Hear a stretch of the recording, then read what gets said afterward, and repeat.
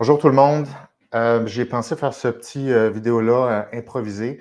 En fait, je viens de voir les Oscars et je ne peux pas m'empêcher de partager une réflexion que j'ai parce que ça m'a assez foudroyé, sans jeu de mots, ce qui s'est passé aux Oscars. Évidemment, tout le monde parle de ça aujourd'hui et avec raison. Et pour moi, ça a sonné des cloches qui sont tellement inquiétantes et qui sont en lien avec des concepts que j'amène beaucoup dans différentes capsules de différentes façons. Et la question, c'est de dire, OK, parce qu'il y a plusieurs niveaux d'analyse avec lesquels on pourrait regarder ce phénomène-là. On pourrait regarder l'analyse, je dirais, plus simple que, bon, est-ce que la joke était bonne? Est-ce que la joke était pas bonne? Est-ce que c'est gentil, pas gentil, correct, pas correct? Et pour moi, ce n'est pas intéressant, ce niveau-là d'analyse.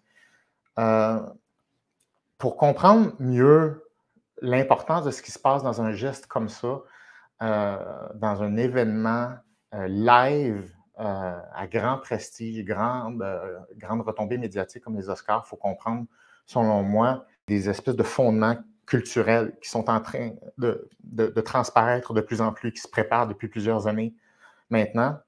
Et là, je parle des Oscars et je vais parler un peu du show business et de la culture d'une part, mais aussi je vais revenir sur un autre événement médiatiques qu'il y a eu récemment, qui sont les Olympiques. Les derniers Olympiques qu'on a vus étaient très particuliers. Je ne sais pas si vous l'avez vu, je ne sais pas si vous l'avez senti. C'était de moins en moins à propos des exploits sportifs. Et ce qu'on a vu beaucoup dans ces Olympiques-là, les derniers Olympiques, c'était la mise en scène de revendications, la mise en scène euh, d'athlètes et de personnes qui créent l'injustice sous toutes ses formes et dans plusieurs sports, que ce soit l'injustice au niveau de la planche à neige, l'injustice au niveau des médailles, l'injustice à cause de la participation de ci. Il y a eu de toutes sortes de revendications euh, dans ces Olympiques-là. C'était très bizarre et c'est presque, et souvent, ça occultait même la performance d'athlètes extraordinaires, ou du moins des médailles, des performances extraordinaires avaient autant d'importance médiatique que les scandales ou les revendications de certains athlètes, certains influenceurs athlètes.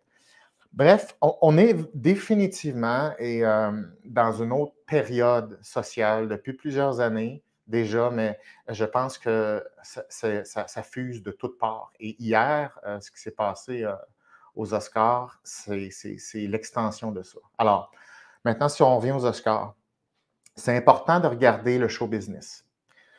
Moi, personnellement, je ne suis pas un fan de show business. Ce n'est pas quelque chose qui m'attire spécifiquement. Par contre, je trouve ça intéressant. C'est intéressant parce que le show business, c'est un spectacle qui sert à vendre des choses, qui sert à vendre des personnalités, des produits culturels. Et le show business vient du fait qu'il faut vendre. Donc, comment on rentre dans notre argent dans le show business, c'est qu'il faut vendre beaucoup. Et comment on vend beaucoup? Il faut intéresser la majorité de la population, peu importe de quelle façon. La façon dont le système économique fonctionne, le système capitaliste, c'est qu'il faut euh, trouver ce qui va séduire le public et tu lui donnes exactement ça, pour le meilleur et pour le pire.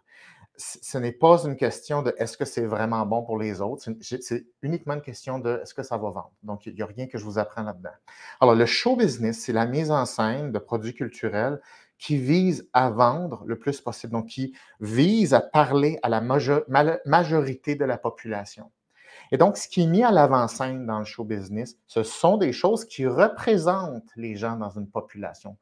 Des produits qui doivent se vendre à grande échelle, comme dans le show business, ça ne peut pas être des espèces d'ovnis qui intéressent personne. Il faut que ça touche des cordes sensibles sociales. Il faut qu'il y ait un langage social approprié. Ça prend des images appropriées, des thèmes. Et donc, le show business, c'est une espèce d'hyper-représentation boostée aux stéroïdes de ce qui se trouve déjà au niveau social. Donc, c'est faux de dire que le show business, c'est juste comme quelque chose de superficiel qui n'est pas important, puis après ça, tu as le vrai monde, la vraie population. C'est grâce à cette population-là que le show business continue à faire de l'argent. Bon, le show business, c'est une chose.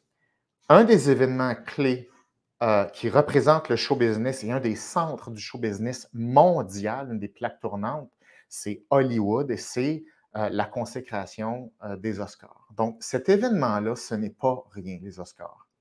C'est, cet événement-là, les Oscars, c'est vraiment le choix stratégique de la sélection des éléments les plus saillants qui se trouvent déjà dans la tête d'une population, d'une culture, particulièrement la culture occidentale et encore plus particulièrement la culture nord-américaine.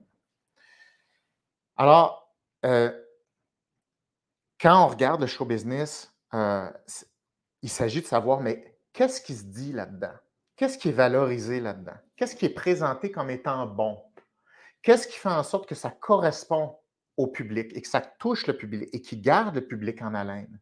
Donc, c'est ce qu'on voit dans des cérémonies comme ça, évidemment, et on le voit dans la sélection de ce qui est valorisé, hein, parce que les Oscars, c'est comme une espèce de fausse compétition où on met à l'avant-plan certaines choses. Il n'y a absolument rien d'objectif là-dedans. C'est une sélection basée sur des critères. Et ces critères-là, ben, c'est en fonction du tissu social, en fonction des périodes sociales dans lesquelles on est. Évidemment, je ne vous expliquerai pas toutes les tendances sociales qu'il y a en Amérique du Nord actuellement. Ben, on les retrouve toutes dans les Oscars, c'est-à-dire la sélection des films, la sélection des thèmes, comment on récompense certains scripts, certains twists. Donc, on récompense les œuvres qui valorisent ces éléments-là culturels. Là, vous allez me dire, OK, mais ça, c'est des films. Oui. Et dans la salle, dans l'audience, pour les Oscars, mais il y a des acteurs qui se trouvent dans les films. Et encore là, les acteurs sont des produits intrinsèquement reliés à l'approbation sociale, donc à l'approbation d'un public. Donc, on ne peut pas les détacher de ce système-là non plus. Et ils ne sont pas seulement des produits d'Hollywood, ce sont des humains réguliers également qui vivent dans un système culturel également. Ce qu'on a vu hier, pour ceux et celles qui ne l'ont pas vu, ça va être dur de passer à côté, une blague de Chris Rock sur Jada, qui est la femme de Will Smith. Évidemment, une blague, je veux dire, que je dirais absolument pas drôle, absolument de mauvais goût. Puis on va parler évidemment de la libre expression, le droit de parole, la liberté d'expression. Oui, la liberté d'expression, c'est prioritaire, mais ça ne veut pas dire que tout doit être exprimé. Et je ne suis pas pour un humour qui, je dirais, disgracieux, mais je suis quand même pour la liberté d'expression. Ceci dit, une blague qui concerne une maladie, absolument pas drôle. Et la suite de ça, c'est que Will Smith se lève, va sur la scène, sous les yeux ébahis de tout le monde, dans le show live, visionné par des millions de personnes, et frappe directement sur la scène Chris Rock. Et il revient s'asseoir comme si de rien n'était, mais il continue de l'engueuler, de lui traiter des noms. J'ai jamais vu une scène aussi spectaculaire que ça et symbolique que ça à la télévision, parce qu'il y a ce contexte-là des Oscars. Voir de la violence à la télévision, on en voit tout le temps. Donc, mais le voir dans un contexte où tout le monde est observé par des millions de personnes. Tous ces acteurs-là surveillent leur image sans arrêt. Tout ce qu'ils font, c'est relativement assez stratégique. Ça a l'air fluide, mais c'est relativement assez stratégique. Et donc, on veut bien paraître, toujours. Et donc, quand on est observé comme ça, bien, il y a des systèmes dans le cerveau qui nous empêchent de faire des choses qui n'ont pas de sens. Ça s'appelle des systèmes d'inhibition, qui sont principalement médiés par le lobe frontal, qui disent, sais-tu quoi, je ne serai pas impulsif, je ne vais pas commettre ce geste-là actuellement parce qu'il va y avoir des conséquences négatives graves sur moi dans le futur. Et c'est la raison pour laquelle on ne frappe pas les gens parce qu'on a une émotion, qu'on ne brise pas des choses, qu'on ne fait pas du vandalisme, qu'on ne crie pas après les gens. Il y a des systèmes inhibiteurs qui nous permettent de survivre socialement. Alors, lorsqu'il y a un événement aussi important et médiatisé que les Oscars, théoriquement, tous les gens qui sont concernés, qui sont sous l'œil de la caméra, ont le système d'inhibition encore plus élevé parce que les acteurs, surtout à ce niveau-là, sont toujours observés. Donc, ils ont le système d'inhibition hyper activé. Et là, la question, c'est, si c'est vrai qu'ils ont le système d'inhibition hyper activé pour correspondre à des normes sociales, puis être capable de gérer leurs impulsions, et qu'un phénomène comme ça est survenu, il faut se poser la question, comment un cerveau gère des permissions dans l'impulsivité du moment maintenant? Ça, c'est la question. Jusqu'à quel point maintenant l'impulsivité du moment peut avoir priorité sur les règles sociales de base. Puis parmi les règles les plus euh, claires, ce sont des lois, et entre autres, c'est ce qu'on va appeler un crime. Alors, frapper une personne, c'est un nom, c'est un crime, c'est criminel, ça s'appelle une voie de fait. Il y a des systèmes dans notre cerveau qui nous empêchent de faire ce genre de crime-là. Puis les gens qui font des crimes, ben, il y a un problème, puis il y a différentes choses qui sont mises en place dans une société pour gérer des gens qui ne sont pas capables de réfréner ces crimes-là. La question, c'est comment c'est possible que non seulement il y ait quelque chose comme ça qui se soit produit, mais il y a du temps. Là, okay? Quand, mettons, tu as une impulsion, puis là, tu veux réagir. Avant que tu accomplisses ton acte, il y a plein d'étapes qui permettent à ton cerveau de réfléchir, relativiser les choses, refaire des choix, être conscient de ce que tu as à perdre, parce qu'il y a toujours ça. L'inhibition, c'est un calcul de dire je ne serai pas gagnant dans cette transaction-là. Donc, comment tu gères ce choix-là? Comment un cerveau le gère? Alors, Will Smith qui a eu le temps de se lever debout, son cerveau réfléchit pendant ce temps-là, de monter sur la scène. Ça prend du temps, c'est long, là. Le cerveau, il y en a des processus qui se passent en cours. De se rendre jusqu'à devant Chris Rock, et son cerveau, il fait oui, oui, je perdrai pas grand-chose. J'ai suffisamment de bons ingrédients en ma faveur pour pouvoir compléter cette impulsion-là. Et il revient, mais ce n'est pas tout à fait fini, il continue à crier après. Donc, ça, c'est vraiment important, ce qui vient de se passer là. Parce que vous allez dire, oui, mais ça, c'est juste Will Smith. C'est pas Will Smith.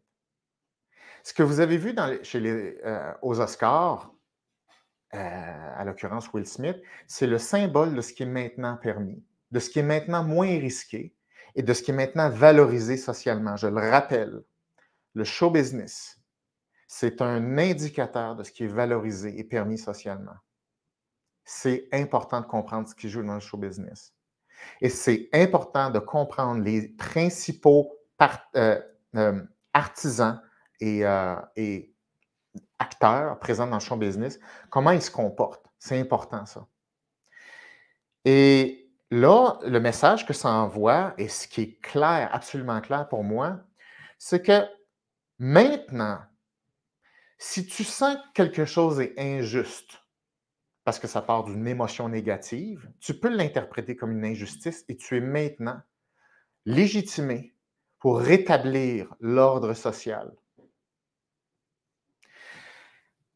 Pour ceux et celles qui me suivent depuis un bon bout de temps, ça fait plusieurs fois que je parle de processus de victimisation et des graves dangers de la promotion de la victimisation et à quel point on protège les systèmes mentaux, les schémas de victimisation sous toutes sortes de coquilles vides, toutes sortes de coquilles qui sont très lustrées, qui sont très belles à l'extérieur, avec toutes sortes de belles vertus. Mais les systèmes actifs à l'intérieur de ça, ce sont des systèmes psychologiques de relations négatives avec le monde extérieur, le monde qui nous entoure. Et donc, ça s'appelle des schémas de victimisation. Donc, c'est un schéma qui fait en sorte que spontanément, tes responsabilités arrêtent et puisque tu es une victime, tu transfères automatiquement tes responsabilités à l'environnement. Donc, ce que ça fait, la victimisation, c'est que tu n'as plus de responsabilités maintenant parce qu'elles sont basculées dans l'environnement et par conséquent, l'environnement est maintenant responsable d'une dette envers toi. Comme ça.